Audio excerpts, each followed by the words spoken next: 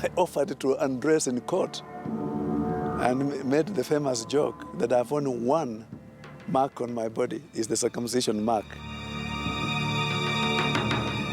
And yet the court ignored that completely and took the false accusations that I had consulted the witch doctor. So I was not embarrassed. The petitioner in Musikari Kombo was using the law that one of the grounds, which is very serious, is witchcraft or oathing. And if you are found to have participated in it, then you are disqualified from even contesting the subsequent elections. But that was a judiciary that was under the executive.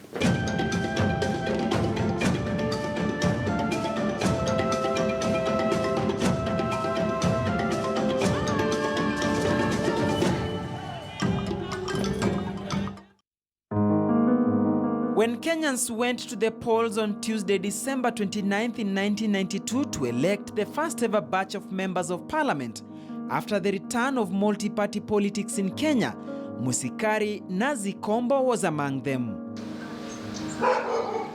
Kombo, who is now 73 years old, was the new member of parliament for Webuye constituency in what is now Bungoma County.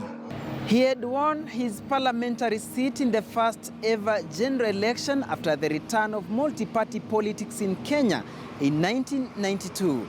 That was the same period he had made his debut into active politics. However, his election was challenged and later nullified after somebody went to court challenging the manner in which he had won that particular seat.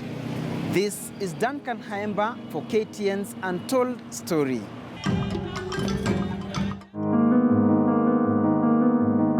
Aged 48, Musikari Kombo, a Ford Kenya chairman for Bungoma branch, had swept to victory after a hard-fought political battle, pitting the then-ruling party KANU and the Jaramogi Oginga Odinga-led Ford Kenya, which was one of the two main opposition parties, alongside Ford Asili. As a founding person of Ford Kenya, I was the chairman of Ford Kenya Bungoma, and Bungoma became really a strong hotbed of Ford Kenya.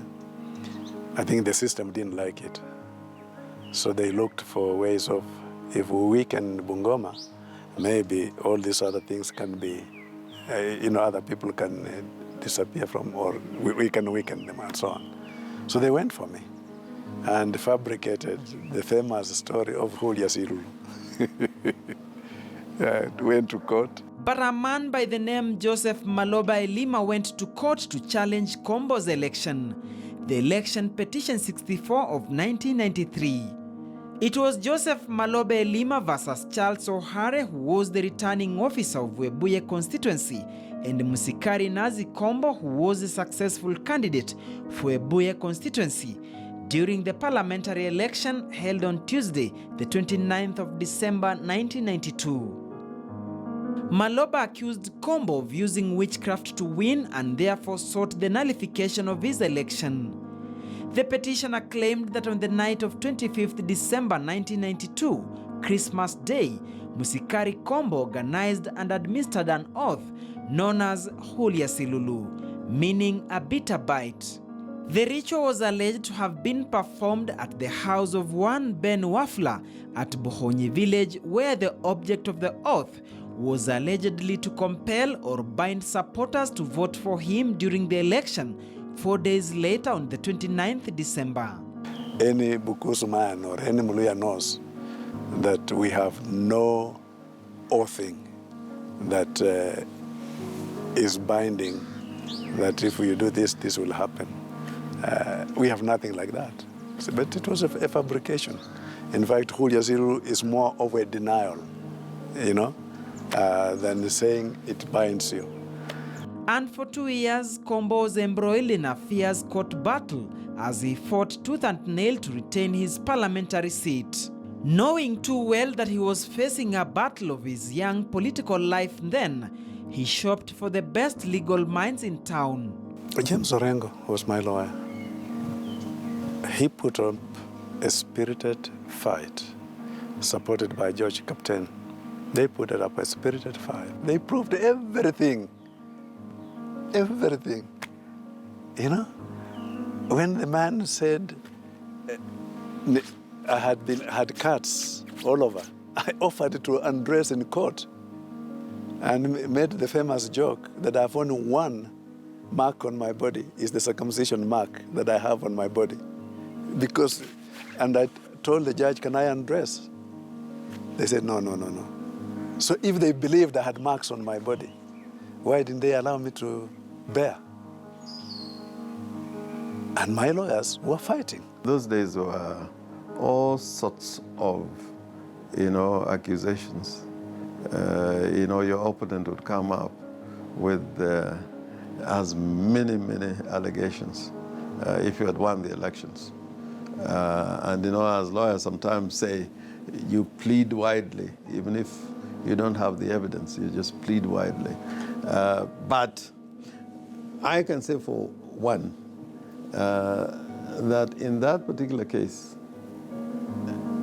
it was based on what I may call, reckless accusations and claims, because one of the things that Kombo was accused of was that he was in the habit of using witchcraft, and in that particular occasion, when he had consulted the witch doctors, they had to, cut him, those marks. We offered him to any other doctor who would want to look at him to show whether there were any scars out of witchcraft, as had been alleged, or any tribal, scars or markings on his body. And there was none. That was the expert report from a professional, doctor. And yet the court ignored that completely and took the false accusations that had consulted the witch doctor. So I was not embarrassed. So it was yes, David against Goliath.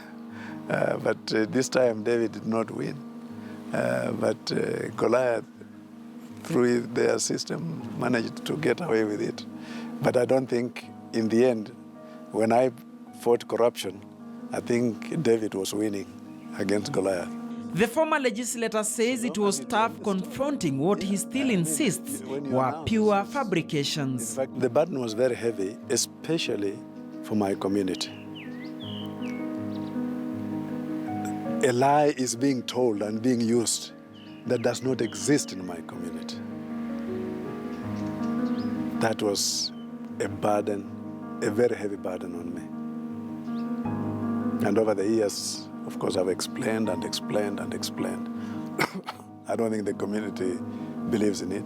Even the man who went to court and said those things today comes to me for help, and I give that help. I don't refuse. Some of my people think I'm mad. How can you even talk to this person? I said, listen, he was just being stupid. He was used. But as the legal battle dragged on, the more things changed from bad to worse. First, I actually thought it was a joke. I thought it was a joke. And again, I'm public. I went public because I do know that corruption was at work. So that's what happened. Yes, and I said so. I think when the ruling was made, and I was threatened that I can be taken in for contempt, and I said, please do. In fact, I was told, we know why you are daring us, so we shall not give you that pleasure. But I wish they had. Coming up after the break.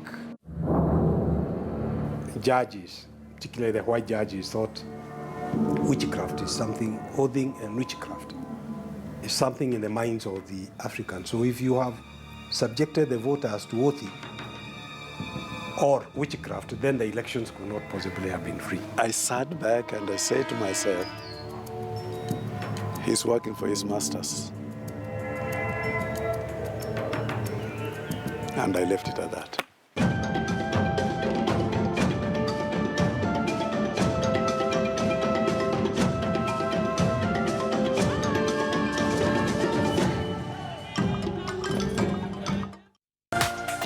This is KTN News.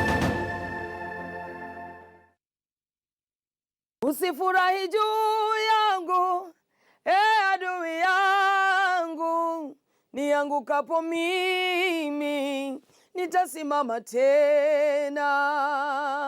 Naitwa Upendo Nkone, ungana nami Jumamosi hii kwenye KTN News katika kipindi cha Wako Wapi.